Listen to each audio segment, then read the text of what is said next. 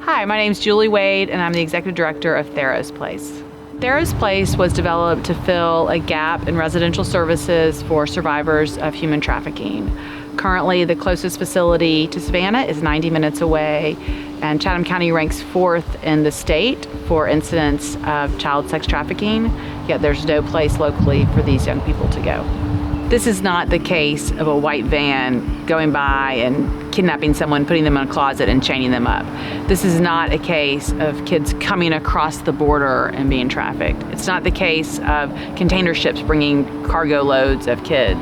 This is happening in our community to our children in Chatham County. And I think that's a big misperception that we hear. Oh, well, these aren't our kids, but they are. Many of them are walking around in plain sight.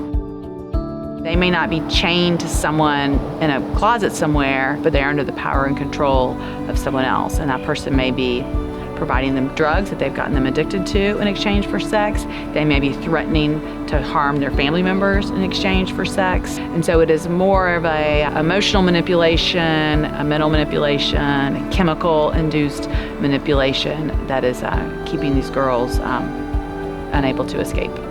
We have a 12-bed facility. Girls will be here 24/7, 365. The program is about a year. In the course of the year, they'll of course have supervision. All their daily basic needs will be met. We'll also have a full-time educator, a full-time therapist. Addressing the trauma is the priority, unimaginable trauma, but then also trying to find a new path through education, through life experiences, through well-being. Tharros means courage in Greek, and we like to cultivate a culture of courage in all the work we do with our girls.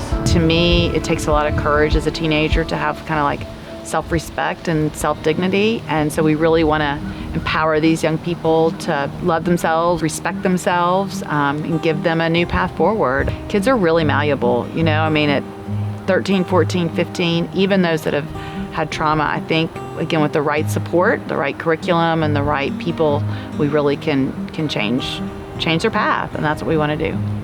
So even though these are really deep, dark topics, it is so great to be able to come into this community and fill a gap. I was brought into so many conversations about the need for this type of facility. So to be able to do something about it, and to be able to maybe change some lives, that's awesome. That's what all of us in nonprofit are trying to do. We found that a lot of people didn't really understand what trafficking was, and so we do have a community outreach coordinator, Kate Templeton, who is here and available doing trainings throughout the community.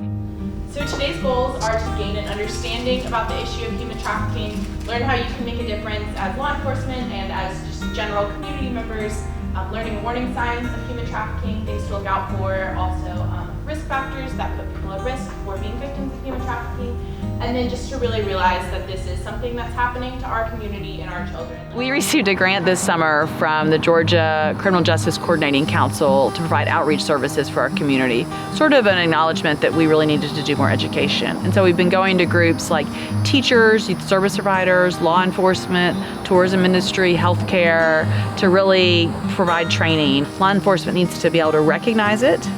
They also need to know how to respond in a trauma-informed way to a vulnerable youth who's being abused. So working on our law enforcement for them to not only recognize it, but then know what to do. We don't want to further re-traumatize this young person by taking them to the youth detention center. Ultimately, we hope to be the resource where law enforcement can come when they encounter young people, but there's a step of education that's really important also. We're super excited to partner with SCAD and the SCAD Serve and SCAD Pro communities. This quarter, we are a dedicated class at SCAD, and so we had 20 SCAD students out to our facility. They're so smart and creative and amazing, and they will be designing our interiors. And so we're super excited to see what vibrancy they bring. They'll be researching things like what colors are more therapeutic, or what kind of fabrics or lighting are most therapeutic and sensitive. Wayfair and IKEA both have huge warehouses here in Savannah, and so the two of those will be furnishing the facility. That's a perfect example of university and youth and industry and companies all coming together, and so we're just really excited about that and can't wait to share that with the Savannah community. Once we're open, which we hope will be in the next 4 to 6 months, we'll have continuing needs. We will feed these girls breakfast, lunch, and dinner. They'll do their schooling here. I always say anything your home or your kids need, our home and our kids' need as well. We've been fortunate to receive some significant federal and state grants to support this work. I think that validates the need for these services in our community if the federal government and the state government's willing to come in. But we also are really reliant on our community partners, our individual donors. We expect to run an annual budget of about $1 million. So if you'd like to donate, you can visit tharrosplace.com/donate. We make every penny go to work for the mission, and so we appreciate the generosity of the community, and we'll continue to rely on that going forward.